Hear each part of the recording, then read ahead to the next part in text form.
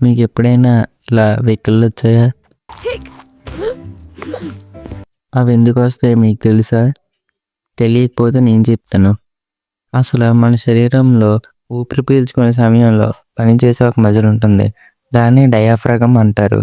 మనం చాలా వేగంగా తింటే, లేదా గ్యాస్ ఎక్కువైతే, లేదా ఒకసారిగా నవ్వినా, భయపడ్డా ఈ డయాఫ్రాగమ్ ఒకసారిగా మూసుకుపోతుంది. అంటే టైట్ అయిపోతుంది. అప్పుడు గాలి త్వరగా లోపలికి వెళ్తుంది. అదే సమయంలో గొంతులో ఉన్న వాయిస్ కార్డ్స్ మూసుకుపోతాయి. అప్పుడే హిక్ అనే శబ్దం వస్తుంది. అది మనం చెప్పుకునే హికప్. దాన్నే తెలుగులో వెక్కిళ్ళు అంటారు.